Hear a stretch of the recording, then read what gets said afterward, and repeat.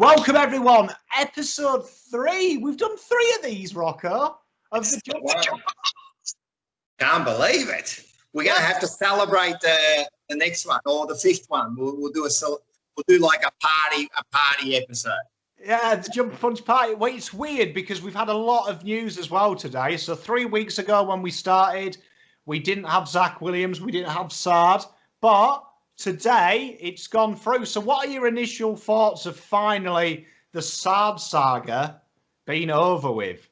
I am stoked that I knew we were always going to get him. Like, we all knew they were going to get him. I didn't want it to go to the pre-season just for the anxiety I got a cop for the whole. Well, how long is it? Like 6 weeks, 2 months before it gets done? Yeah, December the 7th we'd have to wait, so that's a long time. So I was just wrapped that it's done. I think the deal is it's a good deal. Sard plus what did we get? Sard plus 48 and 78, and we gave them 8 and 87. So I think the deal's great. And now we've got the 2 A-grade players we've been crying out for years. Oh, 100%, man. I mean, it makes the best 22 better. And I think I agree with you about the deal. I think as soon as Nick Austin put his foot down and said he wants to give 8 for 48, that was the initial deal. And that was the deal that evidently we were unreasonable for. I think this is a credit to Nick Austin that was what Nick Austin valued. And that's all that matters. We've got to back our list manager. He obviously wanted to do a deal, not go to PSD. So he's actually effectively got that. He's got exactly what he asked for against a guy that's notoriously hard to get what you want. So if you look at this as a game of chess, we know Dodoro asked for 8 and a player. We asked for 8.48. We've actually won that. That battle of wills, we're the winner.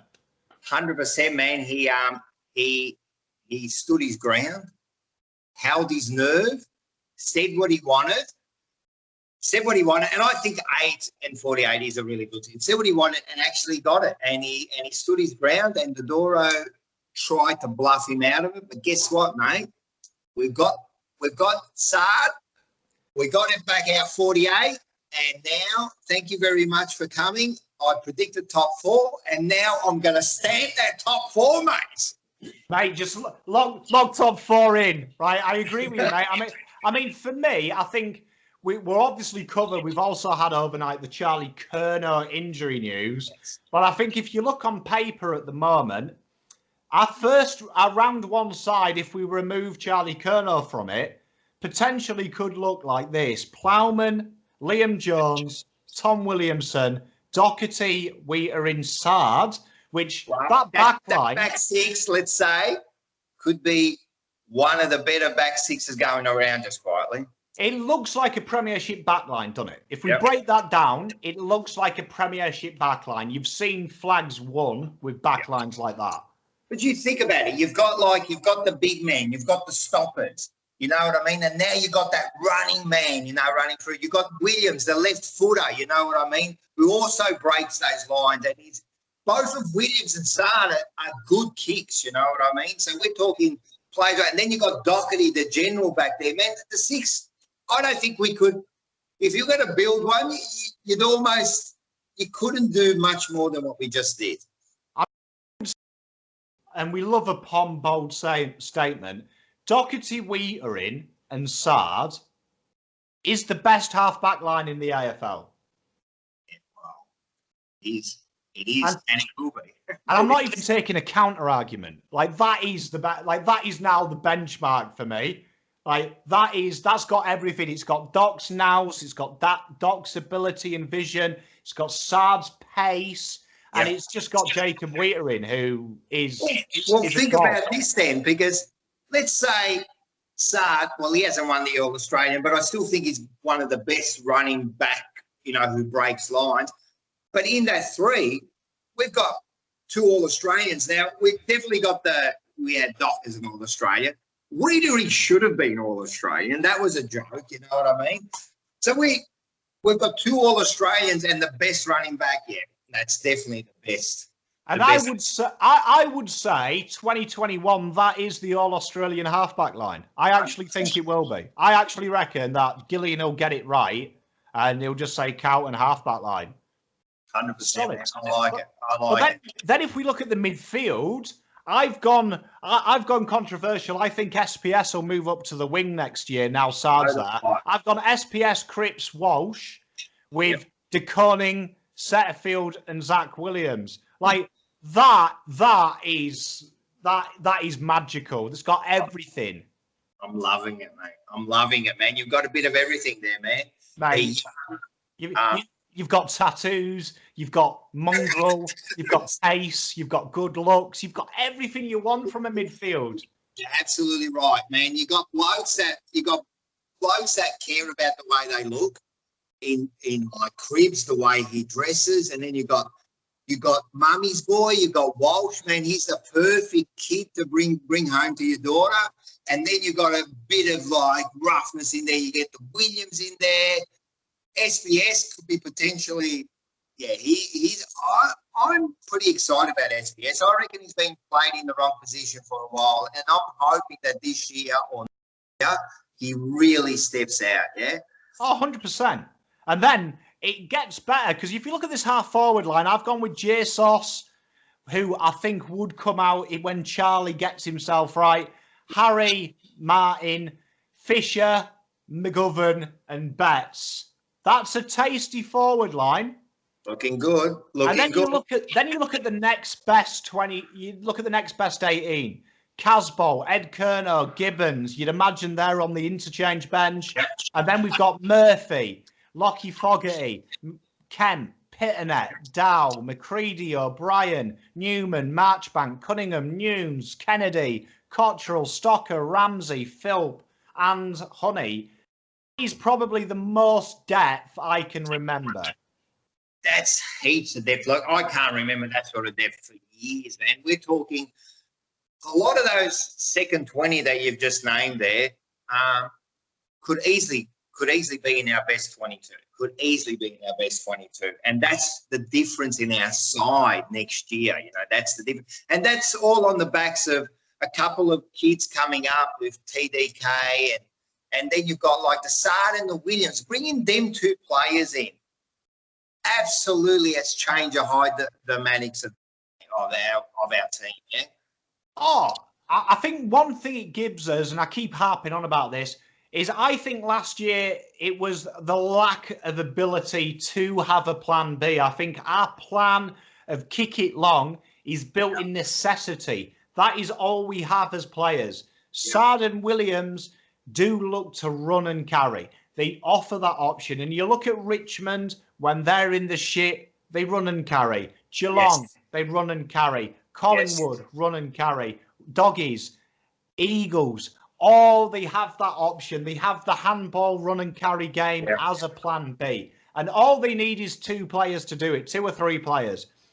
We know Williams and Sard, they look to do this. This is their bread and butter. Always looking to do it, you know what I mean? And now, you're getting the Doc, you're getting Sard, and like you said, Williams, man, I'm telling you, it's looking good. It's looking good, man. If they can all go towards this dream of doing something special, I'm telling you, this is looking good now, man. These are the two players. I've been hearing,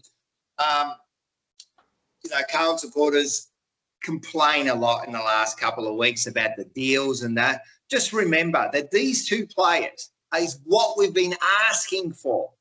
We've been asking for these 2 A-graders to come into our side, and now we've got it. You understand what we've just got? We've got these 2 A-graders. Not only that have come, they wanted to come because they see something.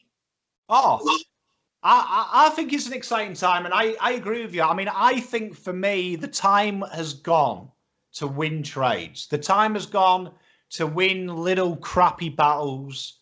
I want to win the war. And it's fitting, November the 11th, Armistice Day, that we're talking about winning the war. And I think the war is the flag. It's flag 17. And I don't care about these little soppy battles. I don't care if Dodoro's at home now having a Mai Tai and going, oh, I won. Because for me, all that matters is September, that week of September, we're lining up as the national anthem plays to win flag 17, then flag 18, then flag 19, and lo and behold, flag 20. And to me, that's now, I think, the greater picture of this club. We need to focus on winning the bloody thing, not getting a good deal, just winning the main thing. Because if this flag comes through in the next 2 years, pick 8 for Sard is laughing. No, you won't even remember. I'm telling you, if you go back at a lot of these trades, no one remembers what we gave up for them or anything, man. We win this flag, everything gets ironed over. Look at Richmond this year. I think they had breaches with the COVID and that. No one's talking about it. You know why? Because they're talking about the flag. That's what they're talking about, and that's what we've got to do now, man. We're going to shut everyone up by winning something, yeah? Oh, mate, I mean, I'm with you. I mean, look, mid-year last year, Tom Lynch is a hack, he's a cheat, he's a bully. Exactly.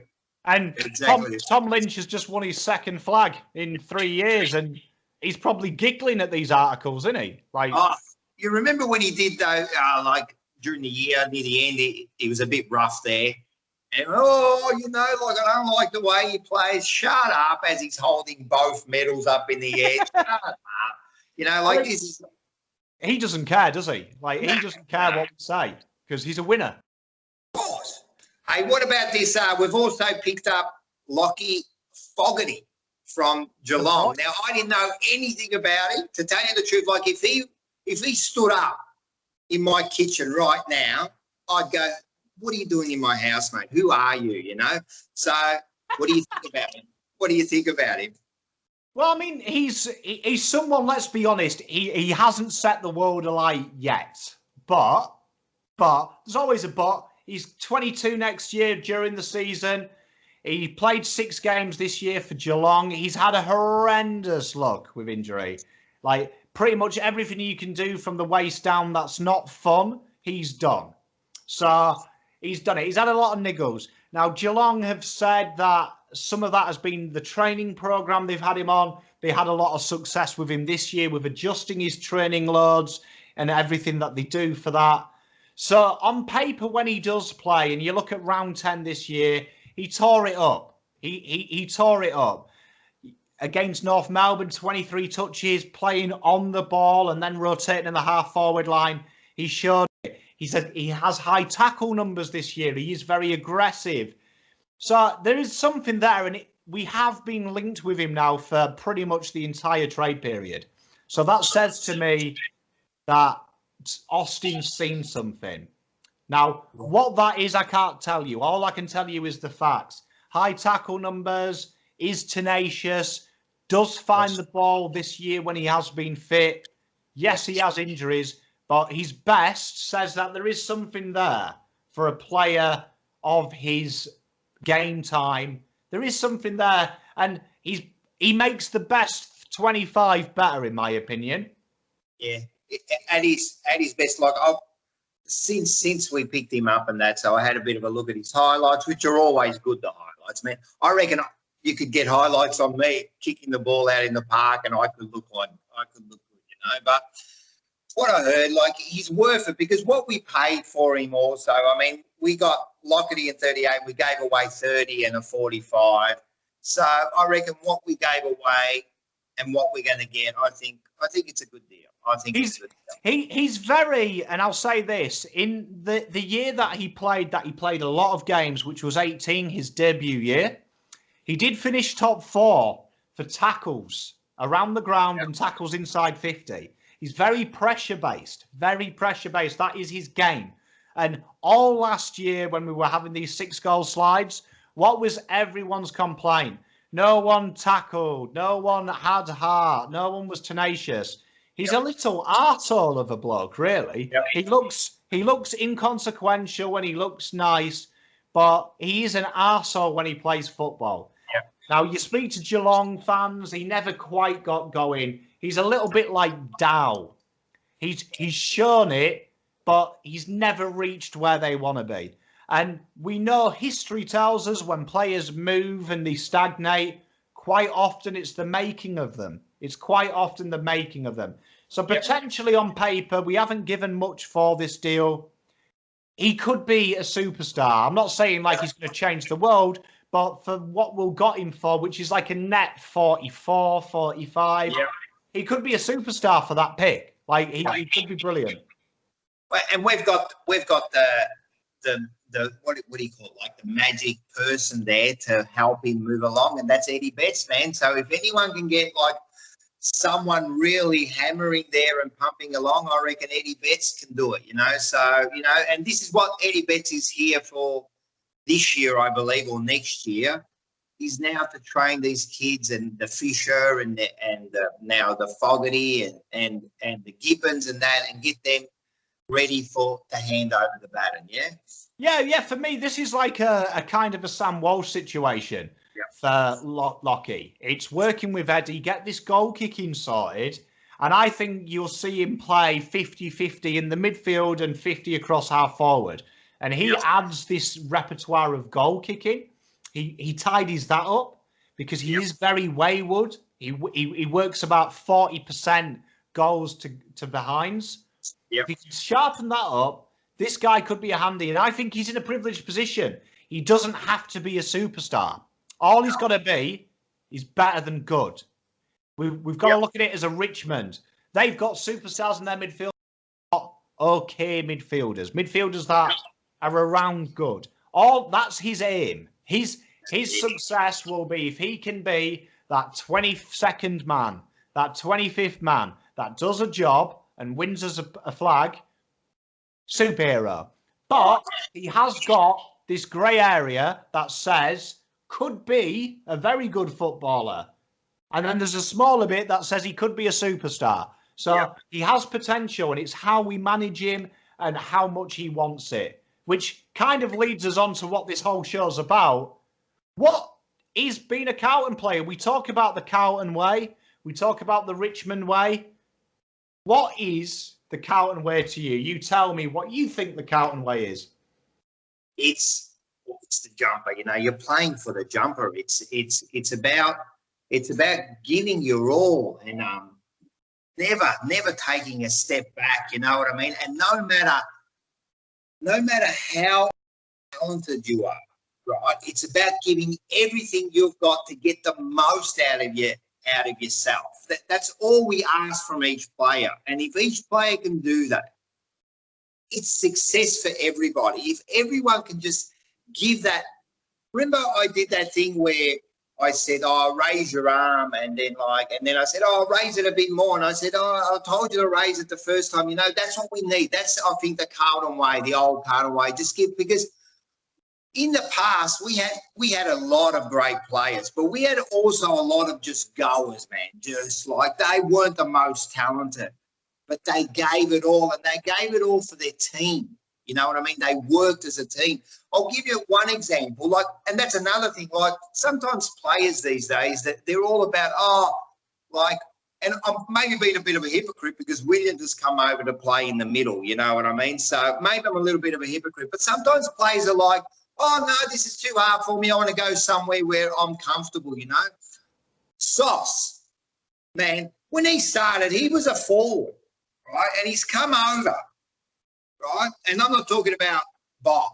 I'm talking about the real Sauce, right? When he came over, we needed him in the back, and he went to the back, and he did. And I'm pretty sure I used to hear interviews where he never really was happy in the back at the beginning. He wanted to go up forward. I mean, that bloke kicked 200 goals as a fullback of the century, you know. But he did what he had to do for the team. And that's what I think the Carlton way is, you know, someone who does what they have to do for the team, yeah? No, I'm with you. I mean, I think that has been my criticism all year as well, that sometimes it does feel there isn't heart. And I look at Carlton and I hear the history, and I think that's what it is. It's heart. It's doing it any way possible. And I think I include the salary cap scandal in this. That to me is Carlton. It's we do whatever it takes, because winning is winning, and putting pride in the Guernsey means more than anything, because people remember champions. They don't remember anyone else. That's And I right. think it's playing that way. I'm not saying you have to cheat, but I'm saying on the field, everything has to be done. Nothing's too hard. Do I need to dig deep? You've missed your man. Don't worry. I'll tackle him for you, mate. Yep. I've got your back. And That's it. that's why I'm excited at some of the players we've got in, because I think we have them players, but I think also we don't have them X Factor players. And I think that's what Carlton is. You look at that 95 team, there's game breakers. But like you say, they're mixed with goers, guys that are just getting the job done, guys that are willing to take the hits, willing to step in. That's all we want. And we, like that 95, that's for another day, man. Like every line there, man. It was either you were a champion or you were that bloke like, and I'm not saying these were champions, but people like Peter Dean and Sexton, man, these were just workhorses, man. They're always in the right position. I mean, I seen Peter Dean take such hits. I mean, you wouldn't say he was a champion player, but gee, he was a champion bloke, if you know what I mean, man. The bloke did what he had to do. And this is what we need from our team now. And hopefully now we're getting these players in, they move to that next level. I think if you look at our team, and I think that's what is really luxurious, we've got Walsh, we've got Wheater, we've got JSOS, these people that we're instantly drawn to because they care. You see, when the final siren blows and we've got a loss, you see it hurts them. Yes. But then we do have these creative geniuses, particularly like with Sard coming in. He's a guy that's not known for digging deep and putting in shifts, but he is known for doing moments of brilliance. And when you have that cocktail, that is a winning side. You look at Richmond, they've got guys that put shifts in, but then they've got guys that just turn it on when they need to. And when they turn it on, everything works. And I think we've got that now. I think it's an exciting time. I'm telling you, man, this is good, man. We couldn't have asked for any more than what we got this year. And now how the team's looking, we couldn't have asked for any more, man. This is what we've been screaming for, man. I'm telling you, I'm excited. And even with Charlie Curnow going down, and everyone just relax. All word is, and if it's all correct, it's only like for 4 months, you know what I mean? It's not the most ideal thing, of course. Don't get me wrong.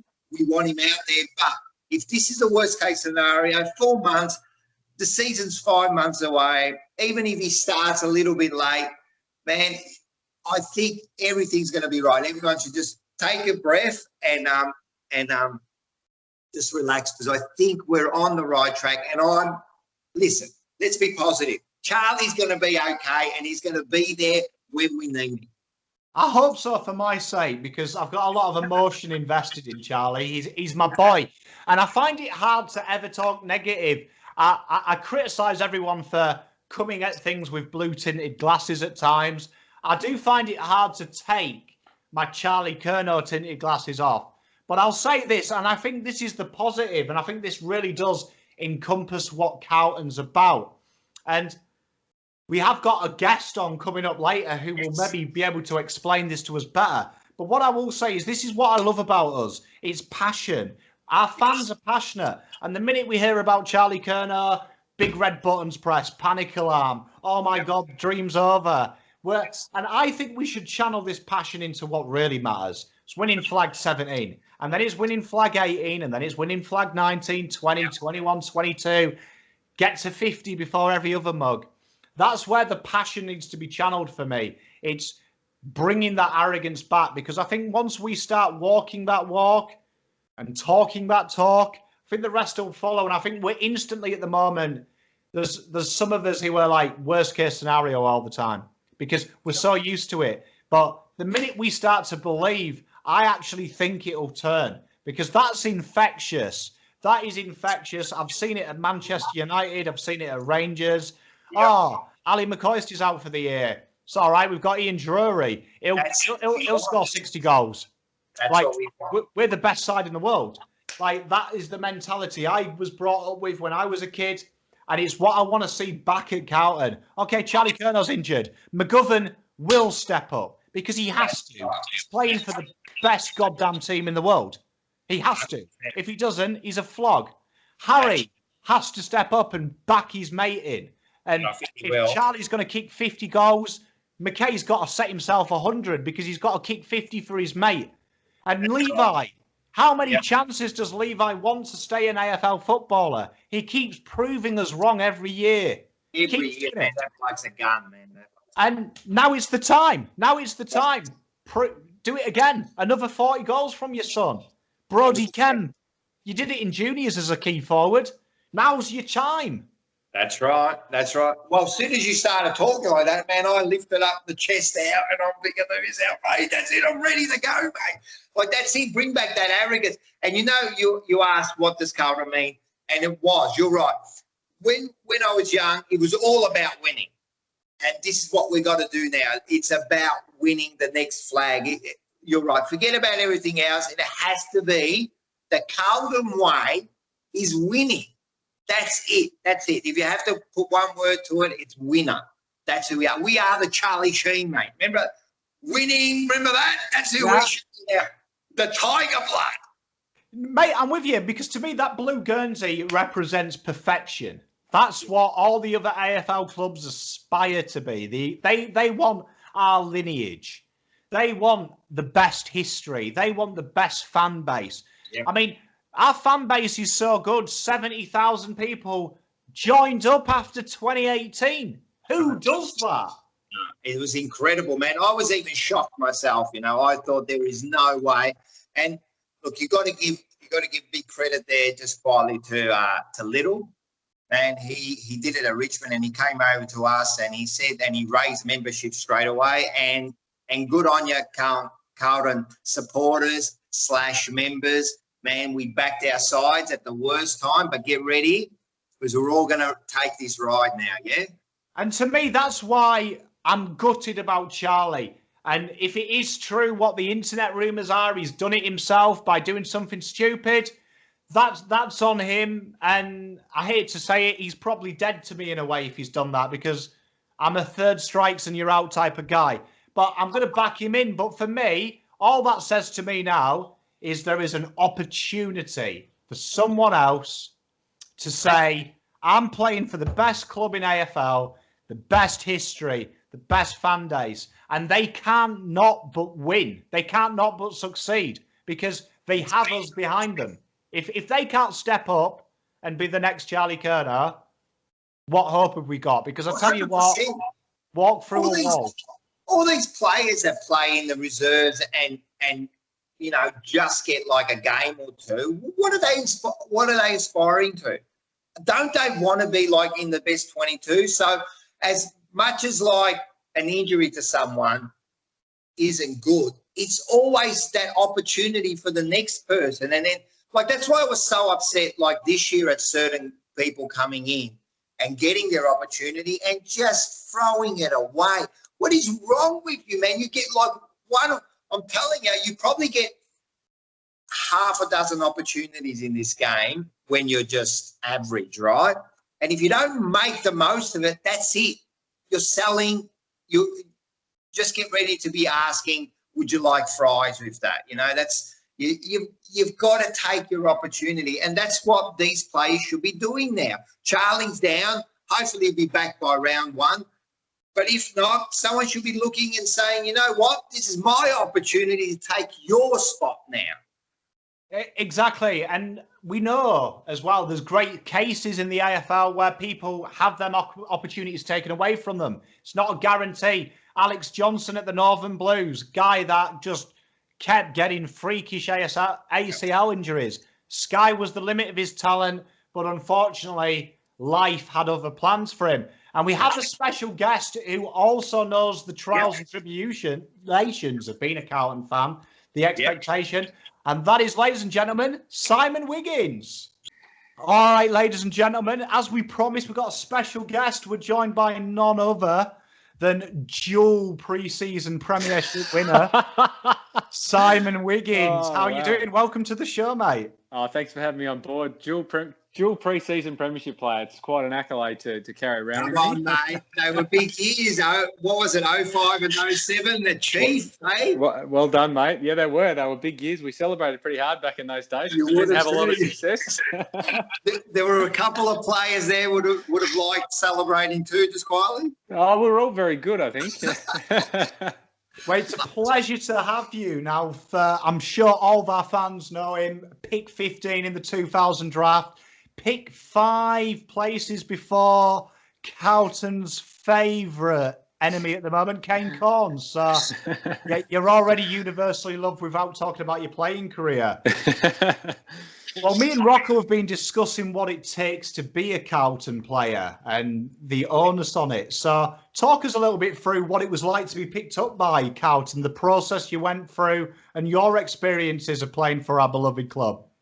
My initial football career, I guess, started in Tasmania with the elite level stuff down there. So I started down in Hobart and spent 2 years in the TAC Cup, which is the former VSFL, where Tasmanian teams would travel over to Victoria to play all your Dandenong Stingrays, your Ballarat Rattles and these types. So I spent 2 years playing in there and was lucky enough to get picked up at the end of that year in 2000 after 2 years. So, it was a pretty exciting time. I didn't expect to go to Carlton. I thought I was more likely to go to the Bulldogs. I think there was an inclination at that point. I think Jordan McMahon went at 10. If he wasn't there at that point and Kane Pettifer was gone, I was going to be the next pick to the Bulldogs at 10. And then also there was a bit of interest at Melbourne at 16 as well. So they were probably the ones that I was more likely thinking I was going to go to. Carlton, I had meetings with them at the draft camp back in 2000, but obviously they had 3 picks early. North Melbourne had 3 picks early. I didn't expect to go to Carlton, and when my name got called out, lucky enough to be at the draft that day. I was very excited. Great club. I wasn't a huge fan growing up of Carlton. I was a Hawthorn supporter, but obviously getting dragged down to the Blues with such success, such superstars still at the club, it was really eye-opening, and it was just a fantastic couple of years for a young kid who didn't have a lot of exposure or a lot of contact with AFL players to be picked into one of the most famous and great clubs, definitely across the country, but if not the world. 100%. I mean, you played with some superstars, didn't he? Obviously, this is more your time, Rocco. At this stage, I was engrossed in the round ball back home. But you look at the list that you came into: Craig Bradley, Sauce, Dean Rice, Ratton, Cooter, my old mate Cooter. It must have been real scary as well for a young player to come in household names at the time like that. It was incredibly intimidating. I remember pretty much not speaking for the first 6 months of my time at Carlton because I was just so. But that was the norm. That's how you were told to behave back then. Like, you had to earn the respect of the senior players. You couldn't be loud. You just had to earn your respect, obviously, through the way you trained and played. And it was just fantastic. I mean, I can still remember getting called before my first game by Sauce, I was coming in for that week because he'd injured himself, and obviously playing against Brett Ratton and Andrew McKay, Matthew Allen, Anthony Koutafidis, Ange Christou, these absolute superstar players, premiership players. It was really, really, it took me a long time to sort of settle down because of the awe I had for these people. Yeah, you would have just came in. You would have just came in because we had the 99 preliminary. So you would have just come in the year after. I mean, the club was flying at the time. You know what I mean? I mean, we were looking good, you know. So 2000, you come along. So things were looking good at that stage, weren't they? Oh, it was a hot side. I mean, 99 grand final, 2000. They obviously had the injuries of Cooter in round 20. Yeah. They're on target for a grand final at least. Obviously, Essendon were very strong at that point, but Carlton as a football club were probably at the same level. And 2001, you're thinking you're going to be right up there again. I think that year we lost to Richmond in a qualifying final, so finished 5th or 6th. Yeah. And obviously Cooter had come back from a knee, Sauce had come back from a hamstring tendinopathy. So we had injuries that sort of stopped us from getting a lot of momentum early in the year. But there was just a superstar side. And 2001, I think the Blues, who played the Brisbane Lions halfway through that year, who ended up, that was the front end of their dynasty, they beat them by over 100 points at Princess Park. So they were an absolute super outfit. Yeah. Now, was there we always talk about this, me and Rocco, about how the history of the club, how big it is. It's a big name. you've mentioned yourself coming into a club that has the history. Is there that kind of onus taught to the young players? Is there an expectation that comes with wearing our blue? We hope there is, but is that passed on to the players? Well, there is. Obviously, you're taught about the history of the club and all the great players, and they try to develop a relationship with past players. I probably had more of a keen interest than most because I tend to go down that path. And obviously, there's a lot of the walls are adorned with a lot of photos of great players. And I remember the first time I walked into the locker room, which was the locker room at Princess Park for probably close to 100 years. The first locker I went to 17 because I wanted to see Brent Croswell's name because I heard from Tasmania. Heard all the stories about Brent Croswell, how super a player he was, and was just bemused to see that his name wasn't actually there. So it was funny because he played 98 games, 3 premierships, but was 2 games off getting his name on the locker. And, mate, I was constantly trying to find that just every little bit of information I could about the club, its past players, how many Tasmanians had been there, the premierships, particularly the people who were on my locker in Marcoux and Ian Robertson, and these guys, both triple premiership players. A huge amount of history, and as a young player, I really, really soaked that up. With the 34, what was there? Why 34? Was it just given to you, or was there a reason? We had 6 draftees that year, and obviously the people who'd been there in previous years have either retired or, obviously been delisted. Ron DeLulio had just finished up, I think, a year prior to me, so 34 was available. I was a 33 player. I always loved wearing 33. Ryan Houlihan had just signed that up the year before and was probably destined for a long career. Hoops. So Hoops jagged the 33 and 34 was close enough. I like the look of the number. So, yeah, I was just very happy to get that number and stay with that number for the entirety of my career. And who would you say was the biggest influence in the dressing room when you got there? Is there like a big senior player factor that passes on the expectations, or was it like a collective? It was a bit of a collective. A lot of the senior players, there was a bit of a separation back in that day. So, as I said before, you had to earn your respect. So, you're just a minnow when it happened unless you really grabbed their attention or did something. But those expectations were like, we had like an Adrian Hickmott, what would I say? He would set the standard and the expectations. So, he was a superstar player. Obviously, we had our next level echelon superstar players, but he was the one that everyone absolutely respected by the way he went about his football. Super courageous, hardest trainer by a long way.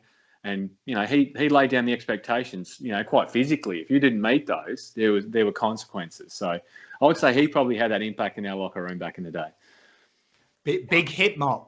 He's got a couple of sons that are in and around the Carlton Northern Blues team. So has he really? Yeah. Wow. Interesting to see. I can remember wetting the heads of those 2 kids. I can't believe that. That's that long ago. in that draft that you got picked up, do you remember who were the 2 Carlton players that were drafted just before you? Oh, yeah. I can pretty much name the draft from 1 through to 50, mate. All right. So the first one was Luke Livingston, he went number 4. Yeah. Number 4, yeah. And then we had Trent Spawn. Number 11, yeah. Number 11, yeah. And you went 15. So you'd have to say you should have gone number 4. Come on. There was quite a few good players between me and number 4, mate. I'm talking number 4. I reckon Carlton should have picked you up first. Well, they probably should have picked up Sean Burgoyne now, I'm thinking about it now. So. Yeah, we're all generals after the battle. We had a good draft. We came in as fairly talented youngsters. I think Livo was an under-18 All-Australian. Spawny was a super talented player. First couple of years, he really got going. Had a lot of injuries that sort of hampered his development. And obviously with our development as well, it wasn't the greatest environment for development when we started to struggle a little bit in 2000. So it wasn't as nurturing. You couldn't be nursed in. You sort of got thrown in a little bit, which works for some people. But I think there was we might have lost a few in that period because of not having the right environment sort of for these guys to develop their game. So what about the first game you played? When you got called up for that first game, how did that come about? Well, what happened there? What was it? Was it, I think, was it that year? Was it 2000? Yeah, it was round 6 or round 5. There you go, mate. I remember. Yeah, you've just done your research. No, Well, it was a funny one because I was it's a super strong side. Like pretty much you got drafted in that. Then you're thinking I'm just going to fluff. I'm not going to fluff around, but I'm just going to do my best in the twos. It was the VFL then. Obviously, you string together some good games and start looking towards cementing aside the next couple of years. But pretty much straight out of the blocks, I started playing well in the VFL. First 3 games I played against Box Hill, Essendon, and then my third game, which was against Tasmania, which is a VFL team. So I played sort of 2 very good games, and the third game against Tasmania was a really good game. So I sort of came into contention. I didn't really think it was going to happen, but we were obviously going okay, I think, in the ones, and they thought it might have been an opportunity to blood me. Stephen Silvani the week before against Adelaide, which we lost at Princess Park, ruptured his testicle in a contest. So he was out for the week. So Silvani out, Wiggins in, got the call on the Thursday. They weren't allowed to include me because the way you found out back in those days pretty much was you watched the footy show on a Thursday night to see who the ins and outs were. Yeah, a lot of the times. And to see if you're in the squad, they do it in extended bench or things like that. But I spoke to Wayne Britton. He said, look, we're going to play this week, but we can't name you because they thought Sauce was going to be okay. So that's sort of like I missed out on that sort of period of everyone ringing you. So I was like a little bit clandestine for that stuff. So, but got the phone call, got started on the bench at Prenny Park against St Kilda. It was actually Aaron Hamill's first game returning to Princess Park as an opposition player. So there's a lot of animosity there.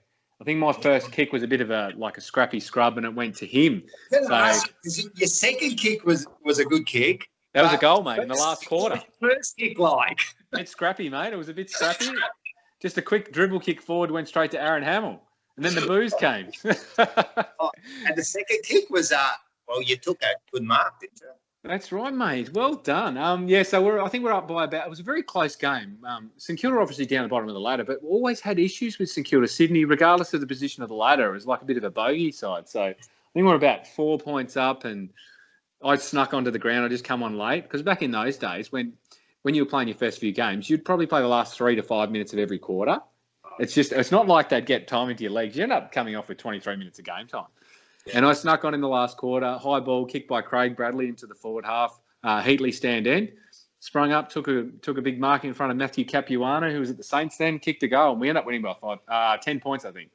So it was great. And I got dropped the following week. Yeah, that's right. You got dropped the following week. Yeah. Well, some things haven't changed at Carlton. We have done that all 2020, haven't we? Put up the youngster, and then the senior players come back in. What was it like in the dressing room before for making your debut? How does that feel as a player? Like, talk us through that emotion. It's a really surreal experience because you think about, your directive your whole life. As soon as you start getting okay at football, you want to get to AFL football, and you actually want to play a game. I can remember driving home after being told I was going to play and just being absolutely elated. Like, it's just, how good is this? I finally made it. I'm an AFL footballer, not just on an AFL list, but I'm an AFL footballer now. I just remember everything going really quickly and just being super anxious and just burning a lot of, energy that I probably shouldn't have because of just through sheer excitement. And I can just remember just being fatigued the whole game because there was no conservation of energy because it was just everything bull at a gate. And obviously when you come off the ground and you sing the song, and particularly in those days when there was such a great atmosphere at Optus Oval, and you kick towards the Heatley stand in the fourth quarter, it's just insane. The amount of crowd, fanatical fans standing up behind the goals and walking down the race and coming into the old change rooms and singing the song and all that. It's just a really brilliant experience. Times have changed, haven't they, now that we're at the G and the Marvel? Like, there is something magical about Princess Park, isn't there? Even now to go and see the training, it's just the history, particularly for a foreigner, because I've never seen a game live. There is something magical about them old grounds. It kind of smells of what football should smell like. Yeah, it was a great game, a great ground to play at, Princess Park. Just the whole day was focused around that, getting to that ground, whether it was the number 19 tram, whether it was parking in the parklands, whether it was walking, just around the ground, the potato man that worked under the Pratt stand. It was just, there was the peanut guy. The peanut guy was there. Yep. He used to throw $1 at him and he used to throw you the peanuts, and he used to always hit you, man. No, it was great. It was really sad to see that ground stop being used because obviously a lot of the newer grounds are more sterile. You know, they're not obviously directed at one of the clubs, which Carlton was just pure Carlton, like Princess Park. It was just, yeah, it was a great stadium, and yeah, I sort of really loved our time there. Obviously, we didn't have early days. It was quite successful, and then it was a bit challenging there until we finally said goodbye in 2005. But still, a lot of great memories from that place. Now, talk to me about your role. In 2008, you were top 5 in the comp for goal assists. So famed for your outside of the 50, being the link man in the chain that year. That's something that we look at Carlton 2020, and I think Rocco will agree, it's something that we desperately need, isn't it? That guy that sets up the play, that makes that last kick so important. You were a very selfless footballer, which is a big part. Now, we say that's something about Carlton, playing your role. Was that a big thing for you, being able to bring your teammates in? Did you see setting up a goal just as important as kicking the goal yourself? Well, that's just sort of how my game evolved. I think I had to evolve multiple times just to survive, and it worked out that my running capacity sort of suited that half forward position, where it was high effort, short rest, high effort, short rest, rather than just that long endurance running. And I could run as hard as I could for 9-10 minutes, break, and that enabled me to sort of get up the ground, to get back. It also helps with the goal assist when you've got a big dude called Brendan Favola, who's occupying a lot of space down there as well. So it makes a fairly easy decision for that link person to sort of, when you've got such a target down there, and particularly with the Crummers, we had at his feet as well. But it was a good position. It suited me well. I love playing that role. It was very hard work, but it was something that I evolved into, and I really enjoyed. I knew how to work. I knew how to predict where the ball was potentially going to go, and obviously my work rate was just, that's one of the things I can hang my hat on, my work ethic, when I was playing that high half forward role. And you kind of like were Charlie Curnow before Charlie Curnow, weren't you, really? Playing that high half forward. And me and Rocco have been discussing Charlie Curnow most of the show, haven't we? Because we do love a bit of Charlie. Now, you were someone that had a few injuries as well towards the end of your career. How does that help you as a mindset of a player? What is that like in not being able to play? Oh, it's the hardest thing involved in footy. It's not being able to play to your potential because you're being inhibited by injuries. Like, I think 2006, I tore my hamstring off the bone, so I had to have that reattached at the end of 2006. So there's always a limitation on how much work I could put into my body from that point. But you know, when you get on the field, everything might seem worse than what it is before you get there. But obviously, the adrenaline kicks in, and you're able to obviously do what you can with the injuries you had. Like the hamstring. The hamstring was the toughest injury I had. During the periods, we had a lot of periods of inactivity, like with injuries early career, like shoulder 12 weeks, knee 6 weeks. There was a couple of really good ones, and the hamstring I missed chunks of pretty much half a season there at times as well. But that's one of the things that I would have liked more durability, but that's the way I played as well. I couldn't afford to play any other way because I didn't possess that natural talent. I had to really just roll my sleeves up, put myself in positions where I'm going to get hurt or hurt my body just to maintain my position in the side. But that's why we loved you, mate. That's why we loved you, man. You gave everything for the club, man. As much as you're modest about your game and that, you did have talent out there. I don't care what anyone says, man. At the end of the day, man, we loved what you did for that club, man. Look, man, some of those tackles used to go in, and some of those injuries, you did an eye socket too, didn't you? Yeah, cracked my eye socket and cheekbone. Yeah, cracked it in 2 places. That was the one that finished my 2006 year. Yeah. So I did. I think I hit Brett Deledio coming off the square, and I thought, I just remember hitting him, and it felt like my face had fallen off. Yeah. And I've gone, whoa, that hurts. Like, so I got a reasonably sort of high pain threshold, and I've gone, whoa. And then I was like, I can remember I had to go to the Epworth after it, and my heart rate was through the roof because I was in so much pain. And it sort of finished my year and my year that year. Wasn't it? You had a good year, 2006. That was good. Yeah. 2006 was, I sort of learned how to play half forward at the back end of 2005 because I'd come off a major shoulder injury in 2004, played the first half 2005 in the ones, and then sort of struggled a little bit. I couldn't find my place again. Went back to the twos with the Bullants, Barry Mitchell taught me about football. It was pretty much a PhD in football. Taught me about conservation of energy, reading the play, when to use your energy, when to save it, where to attack the ball. Or it was the best thing for me, because just his game knowledge is the best I've experienced in football. And being under him for a block of 5 weeks, I think towards the back end of the year, I learnt a lot. And then I was able to translate that into my game in 2006, and I ended up having a really good year. That just shows how important those assistant coaches are, right? A good assistant coach is just as good as your senior coach, or probably more important at times, yeah? Absolutely. You have more interactions with your assistant coach, and they're more of a development role where, obviously, your head coach looks after everyone. So very lucky in my time. My first assistant coach was John Worsfold. Went into Ross Lyon, and then obviously developed a coaching, mentoring relationships with Barry Mitchell, probably still to this day. He's just super person, super football brain. You can see that with his son. His son walks into AFL football and just knows where to find the footy. Brownlow medalist, most possessions in a season ever, and that's just pretty much just relayed through his dad. Should have come to Carlton, Barry. Mitchell should have come to Carlton that time. Yeah. And we talked about the comparisons to Charlie Kerner, but you do have another one, your brother, Patrick. And so that makes you the more talented brother. What was it like having 2 family members in AFL? What was that like? Was there a sibling rivalry while you had your time in there as well? Oh, not so much. You try and support each other. It's a tough industry.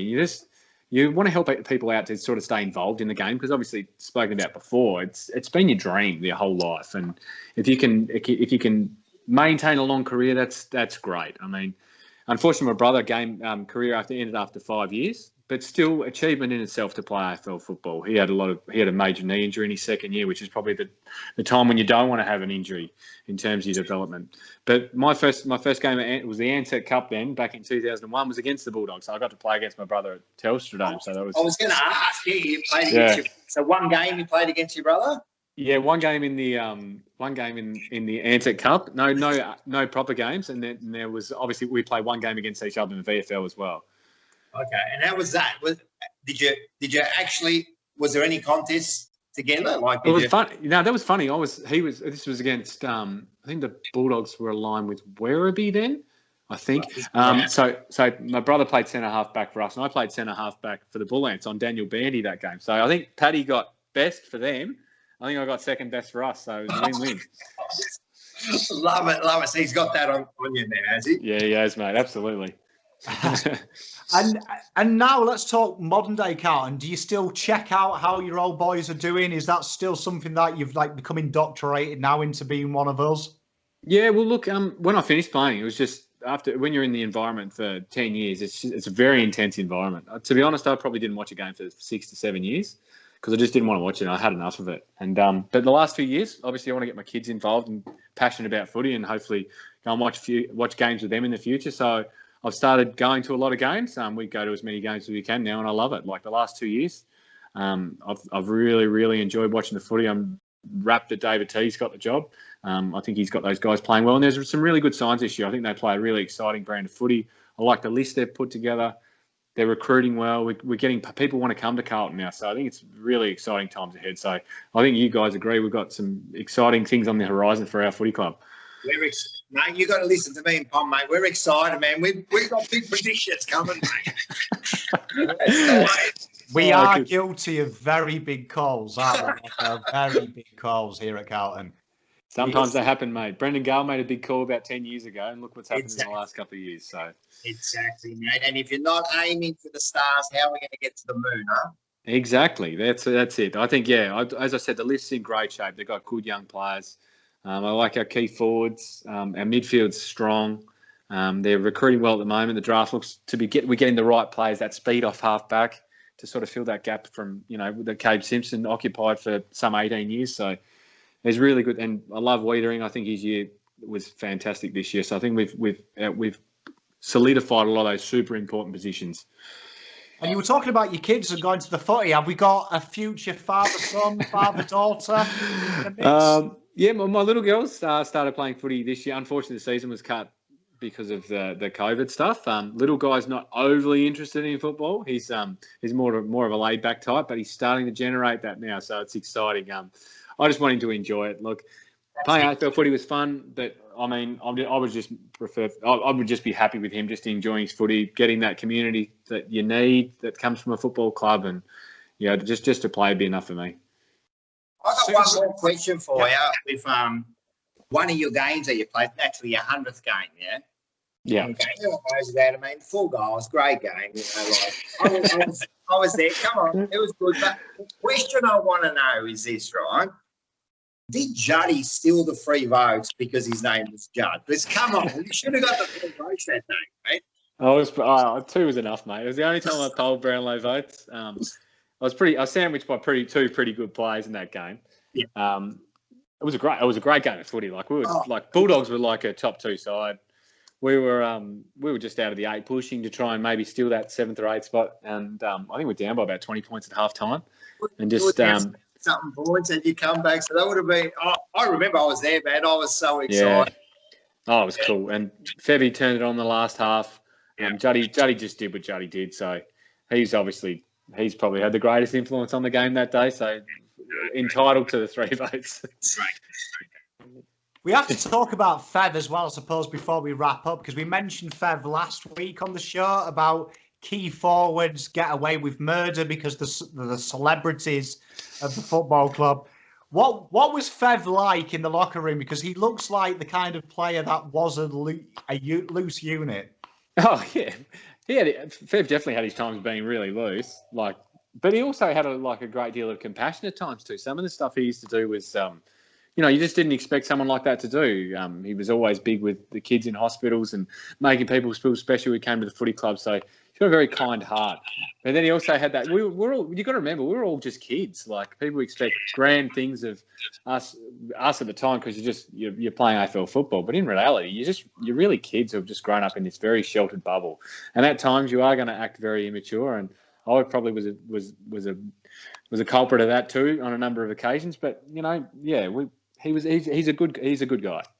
He is, and it was a good time to play footy. And people don't see that about football players, like we're all critics here, we're all yelling, we're all, as soon as someone does something, we're all there, but behind the scenes, you are, footy players are important to a lot of people. You don't realise how much work you guys actually do. I think we really saw that this year, how important football is to people during the lockdowns, and just the reliance on having that as an outlet. And there's definitely a place for footballers that just fulfill people's lives. I mean, people, if you've had a rough week at work and your side wins on a Friday night, I mean, you've had a good week. It makes your whole week, doesn't it? That's it. A win or a loss determines what kind of week you're going to have, eh? Absolutely. And I get a bit like that now. Like, as I get back into footy, I come away upset if we've had a loss. But still, I love it. It's just the culture of football and just the community and the social aspect of it. And particularly in Melbourne, it's really good. I think that's a big thing as well. You just said there that you're just kids. I think that's something both me and Rocco are guilty of. We have been very vocal when we lose, aren't we? We do pick out players, and I think that's something that hit home then to me as a father. They are kids as well. Some of these players are 19, 20-year-old boys. Do you know what I mean? Yeah. Who aren't going to make mistakes. When I was 20, I was an idiot. I'm sure Rocco definitely. He's definitely, no video cameras. Lucky there was no phone cameras. When I was 20. Oh, that's the same as us. I feel very privileged to have played in that era. We played in the era where it was transitioning from like an amateurish to professional, but we were still only training once a day. But in the back end of my career, we're at the football club for full 8 hours a day on the weekends. Weren't allowed to go out. Because the best thing about when I was playing, you played on a Friday night. You had Friday night and Saturday night to go out and have fun. But in the back end of my career, there was always like this little touch session where you had to practice your handball skills on a Sunday at 8 o'clock in the morning. So they sort of blocked you from doing that a bit. So there's not that release. These kids aren't getting the release anymore. Plus, they're more visible and recognised as well. So everything's being scrutinised. So I feel very privileged that I did play in that era because we certainly had a lot of fun. That's it. Look like can you imagine that now? Players going out on a Friday night, and the reaction from the fans, like we get upset when a player goes out in postseason on his holiday. That's Shocking. crazy, isn't it? Oh, we would have been crucified. Yeah, Was Norton's a popular haunt as well? Norton's was where we had a lot of our Mad Mondays. So they're banned now as well. So that's it. They're all banned. Like that was, a good sign off for the year. Like, so we used to spend a lot of time there and PAs, all the pubs around Carlton, the Turf Bar that was on the big roundabout back in the day as well. So we used to float around there. But yeah, so towards the back end of my career, we weren't allowed to go anywhere. Because that's magical. That was one of the first places when I became a Carlton fan. I got taught about the historical place of Norton's. I love going for a beer at Norton's. We should bring that back as a Carlton tradition. Mad Monday. Oh. We could do it, Rocco. Yeah, we're going to tee it up, mate. We're going to do our own Mad Monday, Blue Ball Mad Monday, mate. I'll give you a list of people, the best people to invite. So to ensure that We could definitely resurrect the 2005 pre-season Premiership team and recreate Mad Monday. Yeah, we missed out on our reunion. They don't offer too many reunions for those Wizard Cup / NAB pre-season premierships. So you guys can be tasked with that responsibility. I think that could be a good show, couldn't it, that, Rocco? I think that is a perfect show. Yeah. Sounds fun to me. Well, thank you very much for joining us, Simon. It's an absolute privilege. Before you go, Simon, I've got, no one's supposed to know, but I've got the brown paper bag here for you. I never saw one of those, mate. I can assure you. I'll show you about the Italian way. This is what you get in the brown paper bag. You get a bottle of wine. Oh, half drunk. Beautiful. Yeah, half drunk. You get a Capricolo. Oh, beautiful. Right, what else we got here? We got a salami. Oh, fantastic. Right, and what else are we going to get here? We're going to get a bag of pasta. Will that get you over? That'll get me over the line, mate. Thank you very much. Done deal, man. Well, thank you very much, Simon, for joining us. And we're sorry for the bribe there. So. That's fine. I'm open to bribes now.